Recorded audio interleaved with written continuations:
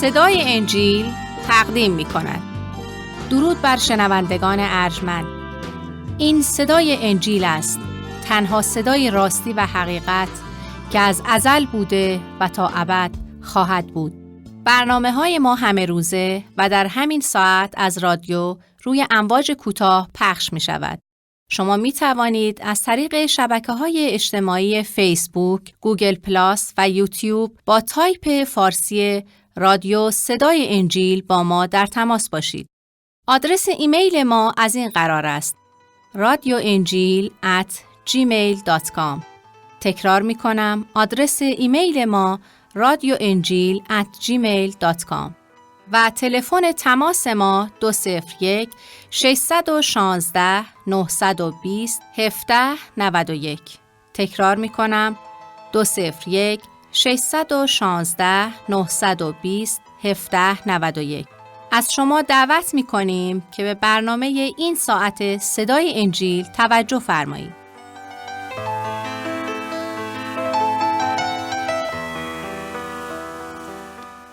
ای که برتر و بالاتر از هر قیاس و فکر بشری هستی، ای که با کلامی از نیستی ها هستی ها را به وجود می آوری و بشر را از خاک سرشتی و اراده فرمودی که با عطا کردن روح در جسم خاکی بشر او را به موجودی زنده تبدیل کنی و او را در ملکوت سماویت قرار بدهی. ای خدای مهربان و ای قادر مطلق، ما بندگانت با روح فروتنی و با روح ندامت از اعمال ناپاک خود به سوی تو آمدیم تا تو را بپرستیم و تو را سجده نموده و از تو تمنا کنیم آنچه که لیاقتمان است به ما نده، بلکه ما را در سایه فیض خود نگاه دار و آنچه را که لیاقتش را نداریم به ما عنایت فرما. زیرا می‌دانیم که در انجام اراده تو قصور ورزیدیم و آنچه را که میبایستی انجام دهیم و مطیع شویم را انجام ندادیم و مطیع نشدیم. ای خدا، بر حسب رحمت خود بر ما کرم فرما و ما را ببخش.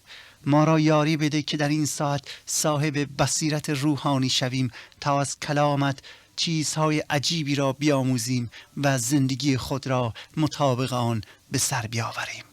این تمنا را به نام نامی یگانه منجی زنده بشریت یعنی عیسی مسیح که آرامش دهنده جان و روح است می‌طلبیم. آمین.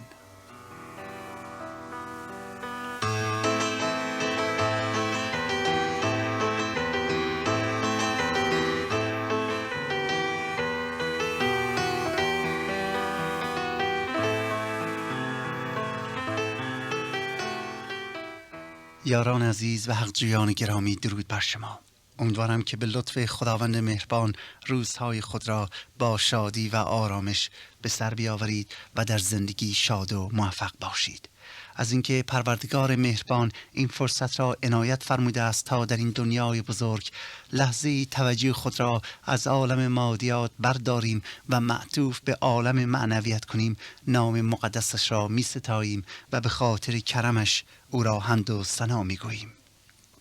من برادر شما کشیش رضا مسعودی این افتخار رو دارم که در ادامه مطالعه کلام مقدس تورات آیات فصل 11 از کتاب خروج که دومین قسمت از تورات مقدس می باشد براتون بخونم و سپس پیرامون معنی آیات مختصر توضیح برزتون برسونم. از شما دعوت می کنم که اگر کلام خدا را در اختیار دارید با ما همراه شده و آن را به صفحه 99 از تورات مقدس بگشایید تا با هم آیات را بخوانیم. اگر شما کتاب مقدس تورات و انجیل را در اختیار ندارید منتها مایل هستید اون رو داشته باشید و مشتاق آن هستید، تمنا می‌کنم که حتما با ما مکاتبه کنید تا ما این کلام خدا را براتون بفرستیم. آدرس رو در پایان وقت خدمتتون اعلام خواهیم کرد. این برنامه رو از صدای انجیل میشنوید. کتاب خروج همونطور که از نامش پیداست درباره خروج قوم بنی اسرائیل و یا آزادی فرزندان ابراهیم و اسحاق و یعقوب از اسارت مصریان سخن میراند. حدود 430 سال پیش از این ابتدا یوسف و سپس یعقوب که نوه حضرت ابراهیم و فرزند حضرت اسحاق بود به مصر می روند و اهل خانه یعقوب که در ایام مهاجرت به مصر حدود 70 نفر بودند آنقدر تکثیر می شوند که پس از 430 سال تقریبا جمعیتشون به 2 میلیون نفر می رسد. بر اثر کثرت ظلم و ستم مصریان بر بندگان بنی اسرائیل و روی آوردن قوم فلکزاده اسرائیل به درگاه خدا یکتا، پروردگار مهربان دعای آنان را میشنود و مستجاب می کند. خداوند اراده می کند که آنان را از این فلاکت، از این ظلم و ستم مصریان رهایی بدهد. البته خدا قادر بود توسط قدرت عظیمش در یک لحظه و بدون کوچکترین وقت که انسان تصورش عطا بکند، بدون کوچکترین فوت وقت عملی را انجام بدهد و قوم بنی اسرائیل را از مصر آزاد کند. اما از آنجا که او واقف بر اسرار است و آینده را در دست خود دارد، مطابق صلاح خود و نه مطابق عقل بشری اراده می کند و عمل می نماید. او اراده می کند که موسی را برگزیند تا راهنمای این قوم زجر کشیده باشد و به جای او قوم بنی اسرائیل را از سرزمین مصر به سرزمین موعود یا کنعان هدایت نماید، یعنی آنان را دوباره به کنعان باز آورد. در این اثنا مصریان را نیز که در بت پرستی شهرت جهانی داشتن را می‌خواهد توجهشون رو معطوف به خودش کند. به عبارت دیگر خداوند اراده می کند که این چنین قوم را برهاند که مصریان متوجه شوند جز او هیچ خدای دیگری نیست و تنها اوست خدای یکتا و خدای حقیقی، خدای ابراهیم، خدای اسحاق و خدای یعقوب. و در واقع خداوند مصریان را نیز بدین وسیله دعوت به سوی ملکوت سماویش می کند و این فرصتها را به آنان عطا می کند که اگر بخواهند می توانند از عذاب جهنم آزاد شده و به بهشت موعود وارد شوند. همانطوری که دیدیم خداوند راضی نیست که انسانها بدون شنیدن پیام آسمانیش در عالم مرگ بمیرن و تا ابد در جهنم باشه. در واقع خداوند بارها و بارها به مصریان لطف میکنه، وقت به آنها میده، فرصت میده تا متوجه او شوند و توبه کنند، زیرا خداوند نمیخواهد و دوست ندارد انسان را در بلا و بدبختی نگاه دارد. خدا بلایایی میفرسته تا هم به فرعون و هم به مصریان نشان دهد که گفتار موسی از جانب اوست و هم خدایانی را که معتقد هستند را نابود کند. این هدف خداونده. هر بلایی که خدا بر سر مصریان میفرستد در واقع به نابود شدن یکی از خدایان مصری می انجامد. یعنی خدای تعالی میخواد به مصریان نشان بدهد که آن خدایانی که به آن معتقد هستند خدایان واقعی نیستند، بلکه بت می باشند و اوست تنها خدای یکتا. در فصلهای گذشته دیدیم که خدا 9 بلای مختلف را در طول ایام طولانی بر سر مصریان میفرسته و حالا در فصل 11 آخرین فرصت خدا را قبل از بلای آخر یا بلای 10 بر مصریان میبینیم که چون پس از این بلا بر سر آنان میاد، آن موقع است که فرعون اجازه خروج بنی اسرائیل را میدهد، به طوری که نه فقط قوم مصر با اشتیاق طلا و جواهرات زیادی را به بنی اسرائیل میدهند و نه فقط غرور و خودخواهی فرعون نیز از بین میره، بلکه برای اولین بار فرعون در برابر خدا یکتا خود را واقعا شرمسار و بی قدرت میبینه و اعتراف به وجود پرقدرت خدا یکتا میکنه. یعنی خدا به هدفش میرسه، ارادهش کامل میشه. در واقع کسی که خودش را خدا میدانست، یعنی فرعون، حالا در برابر خدای حقیقی به خاک میافتد و متوجه میشود که آن همه خدایانی که خودشون معتقد بودن همه بت هستند و همه نابود شدن. و البته این هدف عالی خدای تعالی بود. با دانستن این حقیقت حالا توجه خود را به آیات فصل 11 از کتاب خروج جلب می کنیم. فصل 11 آخرین اخطار خدا به مصریان است که اگر مطیع نشوند نخست زاده های خود را از دست خواهند داد. گوش کنید به آیات تورات. می‌فرماید و خداوند به موسی گفت یک بلای دیگر بر فرعون و بر مصر می‌آورم و بعد از آن او شما را از اینجا رهایی خواهد داد و چون شما را رها کند البته شما را بالکلیه از اینجا خواهد راند. اکنون به گوش قوم بگو که هر مرد از همسایه خود و هر زن از همسایش آلات نقره و آلات طلا بخواهند. و خداوند قوم را در نظر مصریان محترم ساخت و شخص موسی نیز در زمین مصر در نظر بندگان فرعون و در نظر قوم بنی اسرائیل بسیار بزرگ بود. در این سه آیه می‌بینیم که خداوند تعالی بار دیگر به موسی ظاهر میشه و به او اعلام میکند که ای موسی یک بلای دیگر بر مصریان نازل میشه و بعد از آن قوم بنی اسرائیل با تمام متعلقات خود از مصر برای همیشه خارج خواهند شد. و سپس به موسی می‌فرماید که به بنی اسرائیل بگو که تا آنجا ممکن است نقره و طلا را از مصریان برای خودشون ذخیره کنند. این در حقیقت مزد آنان بود که خداوند میگوید که برید این ها را از مصریان میگیرید. چرا؟ چون مدت بیش از 40 سال تمام آنان برای مصریان بیگاری کشیده بودند و حالا در واقع مزدشون رو میخوان پس بگیرن. آیه 3 میگوید که خدا قوم را در نظر مصریان محترم ساخت، یعنی مصریان شروع به احترام گذاشتن اسرائیلی ها کردند. چرا؟ چون آن بلایایی که آمده بود همه می‌دانستند که از جانب خدای اسرائیلیان است. پس در واقع اگر به اسرائیلی ها خوبی کنند به خدای آنان خوبی کردند. روی همین بود که مصریان میآیند و از طلا و نقرات خودشون به بنی اسرائیل میدهند. میفرماید که نه فقط قوم مورد توجه و احترام مصریان شد بلکه موسی نیز مورد احترام واقع میشه. اگر به یاد داشته باشید قوم بنی اسرائیل در ابتدا موسی را شدیداً نکوهش کردند. چرا؟ چون عامل مشقت شده بود، ولی حالا در نظر قوم بسیار بزرگ بود. یعنی در چشم مردم موسی بسیار عزیز شده بود و نه فقط میان قوم بنی اسرائیل بلکه حتی در میان مصریان نیز مورد احترام خاصی قرار می گرفت. یعنی مصریان به غیر از فرعون موسی را مرد خدا می دانستند. از آیه 4 خداوند یکتا از بلایی که قصد فرستادنش رو داره موسی را آگاه می کند تا همه کسانی که به او توکل دارند خواه از بنی اسرائیل و خواه از خانواده های مصری بتوانند با مطیع بودن به امر خدا از بلای وحشتناک معصوم بمانند. دقت کنید نه فقط قوم بنی اسرائیل بلکه حتی مصریان نیز اگر بخواهند می توانند خود را از بلای الهی معصوم نگاه دارند. و خدا نه فقط اعلام خطر میکنه بلکه راه رهایی هم برای آنان آماده می کند. و واقعا دوستان عزیز این سخن از لطف و کرم خداست. نه فقط اعلام خطر میکنه و بلایا را برامون آشکار میکنه که میگه این را خواهم فرستاد اگر توبه نکنید، بلکه راه رهایی آن را هم برامون آماده میکند.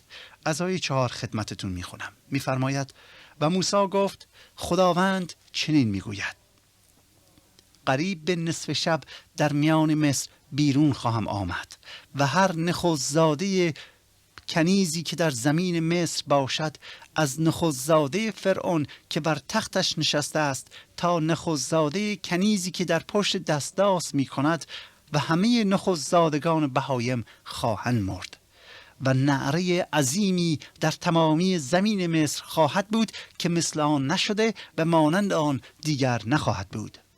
اما بر جمیع بنی اسرائیل کسی زبان خود را تیز نکند، نه بر انسان و نه بر بهایم، تا بدانید که خداوند در میان مصریان و اسرائیلیان فرقی گذارده است و این همه بندگان تو نیز نزد من فرود آمده و مرا تعظیم کرده و خواهند گفت که تو و تمامی قوم که تابع تو باشند بیرون روید و بعد از آن بیرون خواهم رفت. پس از حضور فرعون در شدت غضب بیرون آمد. در این آیات می‌بینیم که خداوند موسی را نزد فرعون می‌فرسته تا اعلام کند که اگر حاضر نیست که مطیع خدا شود و به عبارت دیگر اگر حاضر نیست غرورش را بشکند، نخستزاده‌های زیادی در مصر خواهند مرد، حتی نخستزاده فرعون. این امر باعث غضب فرعون میشه و چه بسا با پرخاش موسی را از درگاهش بیرون میکنه و موسی نیز به خاطر سخت دلی فرعون از حضور فرعون با شدت غضب بیرون میآید. موسی از سخت دلی فرعون حیران بود، غضبناک میشه که چرا حاضر نیست به پیام خدا بعد از این همه بلا که اومده گوش بدهد. کلام خدا میگوید که موسی نمیدانست که آیا این بلای خداوند نازل خواهد شد و یا فرعون به حرف او گوش خواهد داد. در این اثنا بود که خداوند بار دیگر به موسی پیام میدهد که از آیه 9 خدمتتون میخونم. میفرماید و خداوند به موسی گفت فرعون به شما گوش نخواهد گرفت تا آیات من در زمین مصر زیاد شود. و موسی و هارون جمیع این آیات را به حضور فرعون ظاهر ساختند، اما خداوند دل فرعون را سخت گردانید و بنی اسرائیل را از زمین خود رهایی نداد. در واقع خدا به موسی میگوید که ای موسی، آخرین بلا هم نازل خواهد شد. چرا؟ چون فرعون حاضر نیست به آنچه که امر فرمودم توجه کند. همونطوری که عرض کردم هر بلایی که از جانب خدا بر فرعون و مصریان نازل شد در واقع مبارزه خدای واحد حقیقی بر علیه یکی از خدایان مصری بود، خدایانی که مصریان خودشون ساخته بودند و جادوگران آنان شده بودند که مسئول هدایت مردم و با کارهای عجیب خودشون مردم را فریفته کرده بودند که این بت‌ها خدایان واقعی هستند. حالا خداوند با ظاهر کردن قدرتش نشون میده که این خدایان مصریان همه بت هستند و مرگ نخست‌زاده ها که بلای آخری می باشد و در فصل 12 ذکر شده از آن جهت است که خدا میخواد به مصریان ثابت کند که برخلاف عقیده آنان نخست‌زاده هاشون چه انسان و چه بهایم به خدایان آنان تعلق ندارد، بلکه به او که خدای واحد است، به او که خدای قادر است، به او که خلق کننده انسان است، او که یهوه می باشد به آنان تعلق داره، به او تعلق داره. پس او به آنان نشون میده که بین مصریان و اسرائیلی ها تفاوت است و این تفاوت به خاطر این نیست که فرشته مرگ از میان اسرائیلی ها عبور نمی کند، خیر، و یا این تفاوت به این خاطر نیست که نژاد اسرائیلی برتر از نژاد مصری است، خیر، و این به خاطر آن نیست که اسرائیلی ها کارهای خوب کردند و مصریان کارهای بد، خیر. تفاوتی که خداوند بین مصریان و اسرائیلی ها میگذارد نژادی نیست بلکه ایمان است، زیرا قوم بنی اسرائیل به فرمان موسی که از جانب خدا بود گوش میدهند و با قربانی کردن بره‌ای خون بره قربانی شده را در بالای در منزل و در چارچوب در هم در طرف راست و هم در طرف چپ قرار میدهند. هر خانه‌ای که خون بره قربانی شده را در سردر منزل خود نهاده بود از مرگ نخست‌زاده‌اش در امان بود و این قربانی بره دوستان عزیز آغاز قدیمی ترین مراسم مذهبی یا عید مذهبی در جهان می باشد. این آغاز عید فسح است که بیش از 4000 سال از قدمت آن می گذرد. عید فسح که هنوز هم اسرائیلی ها با علاقه تمام آن را جشن می گیرند یادآور نجات و رهایی قوم بنی اسرائیل از اسارت مصریان می باشد، زیرا در آن شبی که این قربانی را به جا آوردند آنان در واقع آزادی دنیوی خود را باز یافتند.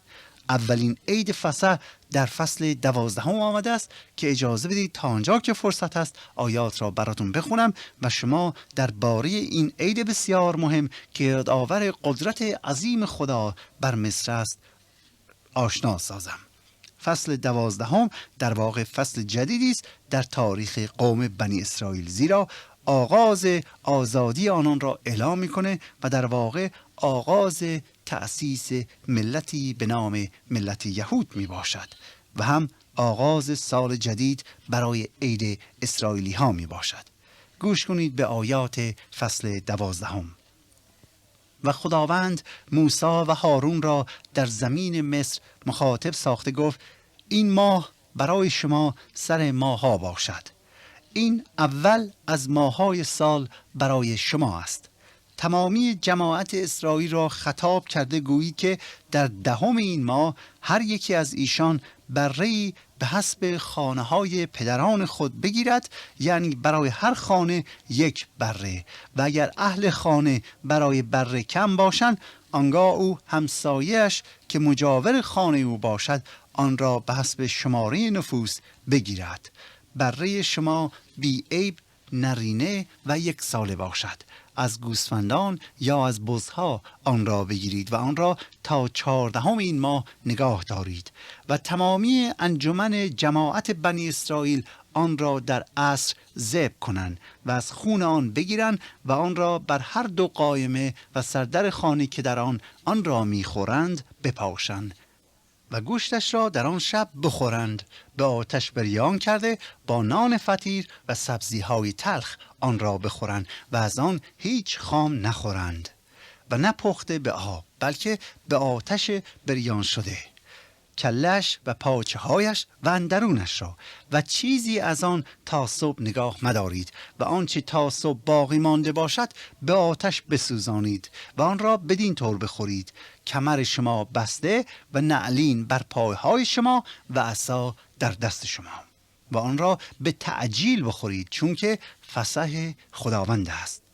و در آن شب از زمین مصر عبور خواهم کرد و همه نخستزادگان زمین مصر را از انسان و بهایم خواهم زد و بر تمامی خدایان مصر داوری خواهم کرد. دقت کنید: و بر تمامی خدایان مصر داوری خواهم کرد. من یهوه هستم و آن خون علامتی برای شما خواهد بود بر خانه هایی که در آنها می باشید و چون خون را ببینم از شما خواهم گذشت و هنگامی که زمین مصر را میزنم آن بلا برای هلاک شما بر شما نخواهد آمد و آن روز شما را برای یادگاری خواهد بود و در آن عیدی برای خداوند نگاه دارید و آن را به قانون ابدی نسل بعد نسل این عید را نگاه دارید. دوستان عزیز، در آیه 14 خداوند تعالی علت نگاهداری عید فسح و نحوه آن را بیان میکنه و همونطور که خدمتتون عرض شد، عید فسح قدیمی ترین عید مذهبی در عالم است. مهمترین مطلب در اینجا قربانی گوسفند و علامت گذاری هر خانه‌ای توسط خون بره قربانی می باشد و همونطوری که ملاحظه فرمودید خداوند میگوید که هر خانه‌ای که خون بره قربانی را در 2 طرف در و روی در بالای خون پاشیده باشد، آنان از فرشته مرگ در امان خواهند بود و نجات خواهند یافت و سپس به آنان امر می کند که این شام را به نحو مخصوصی و در حالت آماده باش برای مسافرت بخورند. چرا؟ زیرا ساعت آزادی و رهایی آنان رسیده است. در این شب هراس انگیز ولی در عین حال امیدوار کننده، هر کسی که دقت کنید، هر کسی که به گفته خداوند ایمان آورد و آنچه موسی فرموده بود را انجام میداد، از لطف خداوند بهره مند شده و فرشته مرگ به منزل آنان وارد نمیشد. حال این شخص میخواهد مصری باشد یا عبرانی، نزد خدا هیچ طرفداری نیست. دوستان عزیز، اساس نجات همونطوری که در این آیات میبینید نه به نژاد و نه به طایفه بستگی داره و نه به اعمال نیک و یا بد. حتی به شکل اشخاص هم ربطی نداره، به نژاد هم ربطی نداره، به قیافه و رنگ و پوست و مقام شخص و سواد هم ربطی نداره. آنچه که باعث نجات می شود این نیست که اسرائیلی‌ها چون که از طایفه ابراهیم بودن خدا نجاتشون میده، خیر، بلکه ایمان آوردن آنان به آنچه که خدا فرموده و عمل کردن به آنچه که او امر کرده است. آنانی که حرف موسی را قبول کردند و پذیرفتند و آنچه موسی گفت عمل کردند، آنان در واقع با پذیرفتن حرف موسی ایمان خود را آشکار ساختند و دوستان عزیز از داوری الهی رهایی می‌یابند. آنان با قربانی کردن بره بیعیب 1 ساله و پاشیدن خون قربانی بره بر سر در خانه ها عملاً مطیع اوامر خدا شدند. ایمانشون همراه با عمل بود و به خاطر این 2 عامل یعنی ایمان و عمل نجات را تحصیل کردند. دقت کنید، به خاطر این دو عامل، یعنی ایمانشان و عملشون، نجات را تحصیل کردن. دوستان عزیز، هستن خیلی ها که ایمان دارن اما عملا آن را آشکار نمی کنن. برای نمونه بگم که خیلی ها هستن که میگوین که من به خدا معتقدم، خدا را دوست دارم، ولی در زندگی کارهایی میکنن که برخلاف اراده خداست. اینا زبانا ایمان دارن اما باطنا ندارن. ولی خدا را شکر که خیلی ها هستن که عملا ایمان خود را آشکار میکنن. برای نمونه یکی از کشیشان ایران که به تازگی دولت آن را کشت، به اسم آقای حسین سودمند، ایشون حدود 20 سال پیش مسیحی میشه و به عیسی مسیح ایمان می آورد و عشق به محبت مسیح او را به مقام کشیشی می رساند. او را دستگیر می کنن به این خاطر که نژاداً مسیحی نیست و اسمش حسینه و کشیشه. او را بعد از مدتی در دسامبر می کشن، اعدام می کنن. این عدل داخل مملکتمونه که صحبت از ایمان این اشخاص می کنه. ایمان دارن که با چنین کاری، یعنی جان گرفتن اشخاص، عدالت خدا را اجرا میکنن، در صورتی که میدونیم که این کار شیطانه. ولی حسین سودمند که جانش را به خاطر ایمان به مسیح از دست داد، دوستان عزیز، ایمانش رو عملاً آشکار کرد. آنها سعی کردن با زور و جبر او را از ایمان خودش برگردانن و عکسش رو تو روزنامه ها چاپ کنن، اما او به خاطر ایمانش ایستادگی کرد و عملا نشان داد که به آنچه که معتقده وفاداره. ایمانش رو ثابت کرد. دوستان عزیز، در اینجا این سوال پیش میاد که ایمان شما بر چه اساسی است؟ آیا اون ایمان به خدایی داری که اجازه میده آدم کشی کنید به هر حالی که باشه؟ در اینجا میبینیم که خداوند حتی فرصت به فرعون و مصریان میده که توبه کنن. خدا نمیخواد هیچ انسانی در گناه بمیرد. چقدر جای تأسفه که امروز میبینیم مردم به اسم خدا آدم میکشن، به اسم خدا کارهای ظلمانی انجام میدن. دوستان عزیز، اگر شما با چنین خدای روبرو هستی که اجازه میده آدم بکشید، اون خدا پیشکشتون، اون خدا خدای واقعی نیست. خدا خدای حیات دهنده است. اگر ما را خلق کرده که دیگران ما را از بین ببرن بکشن، دوستان عزیز، اون چه خدایی است؟ خداوند به ما حیات بخشیده و تا حیات از ما نگیرد، دوستان عزیز، به ما فرصت میده که توبه کنیم و به حضورش بیاییم. فراموش نکنید که کلام خدا چه میگوید. کلام خدا میگوید که من از مرگ آن کسی که میمیرد خوشنود نمی باشم. خدا از مرگ هیچ انسانی خوشنود نمی باشد. در عوض میگوید توبه کنید و به سوی خدا بیایید. این قربانی که مردم یهود کردند سمبولی است برای آن بره خدا که برای گناهان بشر جان خواهند داد، یعنی عیسی مسیح که مظهر محبت حقیقت گردید. باشد که در برنامه آینده درباره این بره خدا شما نیز بیشتر مطالب را یاد بگیرید و ببینید که چگونه امروز می توانید از گناهانتون آزاد شوید.